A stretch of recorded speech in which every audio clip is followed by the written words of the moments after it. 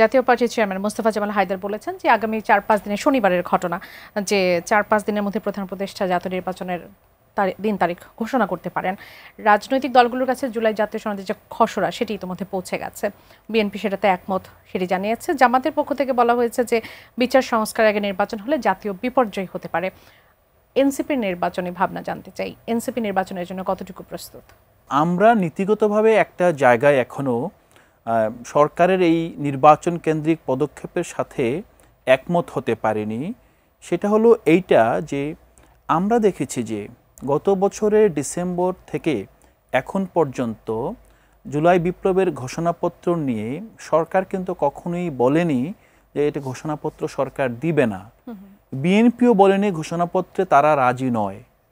Even আপনার যদি জামাত ইসলামী বলেন, বৈষম্য ছাত্র আন্দোলন বলেন, অধুনা সংগঠিত এনসিপি বলেন, সবার দাবি জুলাই ঘোষণাপত্র লাগবে। সরকারও অ্যাকসেপ্ট করেছে যে ঘোষণাপত্র আমরা সবাইকে নিয়ে দিব। ঘোষণাপত্রের পর আসবে যেই ঘোষণাপত্রের আলোকে আপনার ঐকমত্য কমিশনে যেই বিষয়গুলোতে একমত হয়েছে সেই একমত হওয়ার সবগুলো পয়েন্ট একসাথে করে জুলাই সনদ দেওয়া হবে। এই সনদ দেওয়ার পর কি হবে, এই সনদের আলোকে যে যে সংস্কার দরকার, নির্বাচন ব্যবস্থা সংস্কার বলেন, যদি আমরা নির্বাচন বলি, এই পুরো সংস্কারটা এই নির্বাচনের পূর্বেই তো করতে হবে।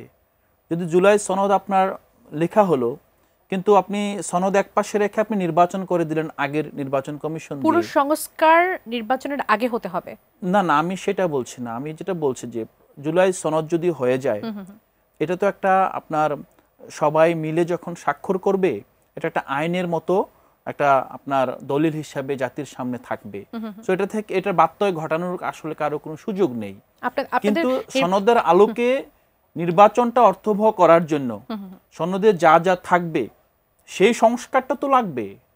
এখন আজকে আমাদের ঐকমত্য কমিশনে আমরা যেটাকে মৌলিক সংস্কার বলছেন, না, মৌলিক সংস্কারের অনেক বিষয় কিন্তু ঐকমত্য প্রতিষ্ঠিত হয়েছে। আপনাদের কাঙ্ক্ষিত সংস্কার কোনটা নির্বাচনের আগে? না, এখানে একটা বিষয় দেখেন, মৌলিক সংস্কারের প্রসঙ্গে এসেছেন। মৌলিক সংস্কারের যেই প্রথম জায়গাটা হলো সংবিধানের আমূল পরিবর্তন।